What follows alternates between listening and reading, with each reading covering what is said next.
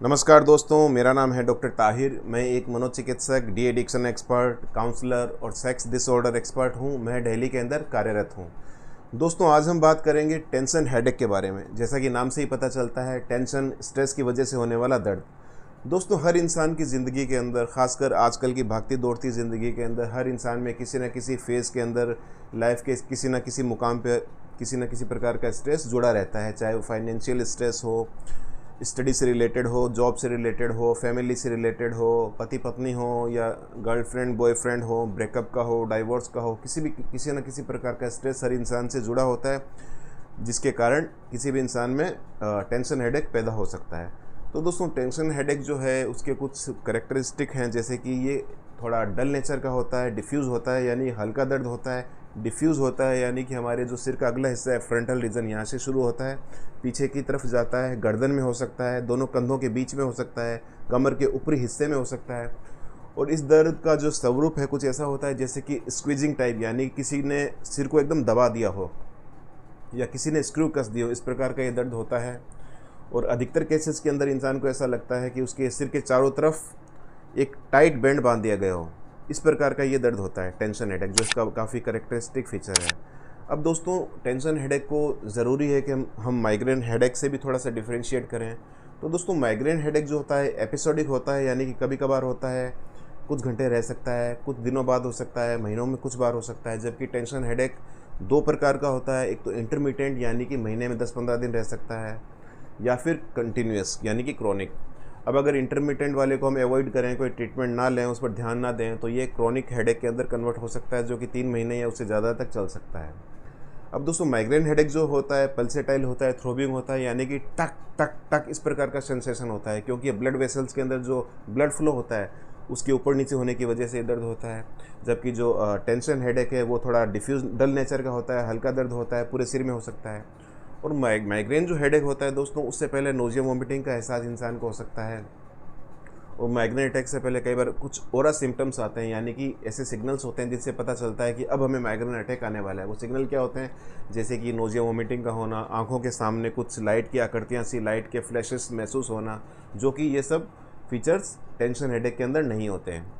और दोस्तों, migraine headache जो होता है यूनिलेटरल होता है, या तो लेफ्ट साइड हो सकता है या फिर राइट साइड हो सकता है अधिकतर केसेस के अंदर। जबकि टेंशन हेडेक डिफ्यूज़ होता है, पूरे सिर में कहीं पे भी आपको हो सकता है। तो दोस्तों, ये फीचर्स थे टेंशन हेडेक को माइग्रेन हेडेक से अलग करने के। अब हमने अंदाज़ा लगा लिया कि हमें टेंशन हेडेक है, तो दोस्तों उसके बाद हम उपचार के लिए, निदान के लिए किसी मनोचिकित्सक के पास जाएंगे।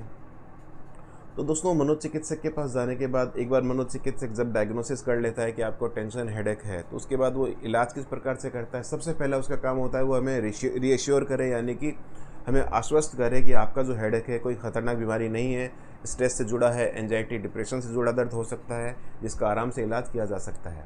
तो उसमें ऐसी कोई घबराने वाली बात नहीं है। उसके बाद दोस्तों, क्योंकि जैसा मैंने बताया टेंशन हेडेक स्ट्रेस से जुड़ा होता है, एंजाइटी डिप्रेशन से जुड़ा होता है, तो उसके अंदर कुछ मेडिसिन हमें चलानी होती हैं, जैसे कि एंटी एंजाइटी ड्रग्स, जैसे कि क्लोनाजीपाम, एल्प्राजोलम, एटिजोलम, और कुछ एंटी डिप्रेशेंट्स चलाने होते हैं, जैसे एमिट्रिप्टिलिन वगैरह। इसके अलावा कुछ ऐसी ड्रग्स जैसे कि प्रोपेनोलोल, वेलप्रोएट कुछ महीने तक हमें देनी होती है। तो ओवरऑल जो ट्रीटमेंट होता है टेंशन हेडेक का करीब 6 से 8 महीने तक चलता है।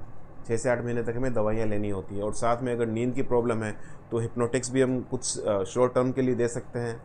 अब दोस्तों, इसकी बात क्या है, क्योंकि जैसा कि हम जानते हैं टेंशन हेडेक किसी स्ट्रेस की किसी कारण से होता है, तो मनोचिकित्सक का काम है उस स्ट्रेस को एक्सप्लोर करे, उसे आइडेंटिफाई करे, ऐसा कौन सा स्ट्रेस है जिसकी वजह से ये टेंशन हेडेक ने जन्म लिया है। उसके बाद हम उसे स्ट्रेस को मैनेजमेंट करने की कुछ कोपिंग स्किल्स हैं वो सिखाते हैं, जिसका वीडियो एक मैंने अलग से बना रखा है, डेडिकेटेड वीडियो, जो कि स्ट्रेस मैनेजमेंट के ऊपर है। स्ट्रेस को मैनेज करने की कोपिंग स्किल्स हम उसे सिखाते हैं।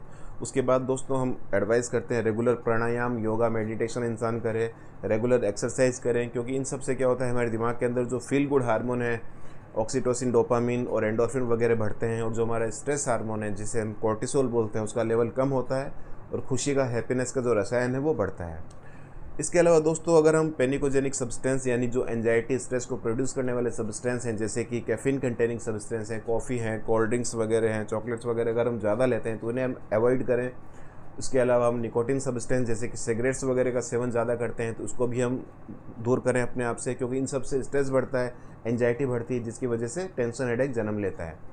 इसके अलावा दोस्तों और भी दूसरे जो नशे हैं, अल्कोहल हो चाहे नशा चरस गांजा भांग, ये सब जो हैं जो एक शॉर्ट टर्म के लिए हमें आनंद में कर देते हैं, लेकिन लंबे समय पर अगर हम इनका सेवन करते हैं तो हम एंजाइटी के अंदर चले जाते हैं और स्ट्रेस की वजह से टेंशन हेडेक बनने लगता है। तो हर नशीले पदार्थ से हम लोग दूर रहें, अपनी जीवन शैली को अच्छा रखें, अपनी डाइट की शैली उसे अच्छा रखें, डाइटरी मैनेजमेंट करें, इन नशीले पदार्थों से दूर रहें, कैफीन कंटेनिंग सब्सटेंस से दूर रहें और बैलेंस डाइट लें, प्रोटीनेशियस डाइट लें, रोज़ रेगुलर मेडिटेशन, योगा, प्राणायाम, एक्सरसाइज करें।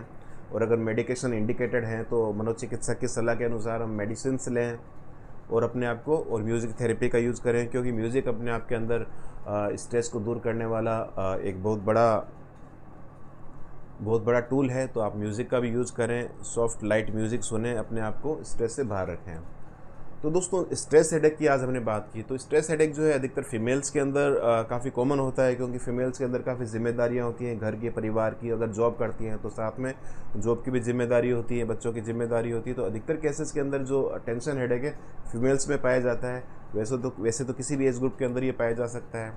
तो दोस्तों आज का जो वीडियो था टेंशन हेडेक के ऊपर था। आज हमने जाना टेंशन हेडेक क्या होता है, इसकी प्रवृत्ति किस प्रकार की होती है, इसका नेचर कैसा होता है, इसके सिम्टम्स किस प्रकार के होते हैं और किस प्रकार ये माइग्रेन हेडेक से अलग है और किस प्रकार से इसका अच्छे से इलाज किया जा सकता है और आसानी से इसको क्योर किया जा सकता है। तो दोस्तों अगर आपको इस प्रकार का कोई हेडेक है या आपके रिश्तेदारों में, दोस्तों में इस प्रकार का कोई हेडेक है तो आप किसी मनोचिकित्सक से मिलें, टाइम पर मिलें और उसके कहे अनुसार, उसकी निर्देश के अनुसार मेडिसिन लें और अपनी जीवन शैली को, अपनी डाइटरी शैली को चेंज करें। तो दोस्तों उम्मीद करता हूँ ये वीडियो आपको पसंद आया होगा। फिर मिलेंगे एक नए वीडियो के साथ, तब तक के लिए नमस्कार।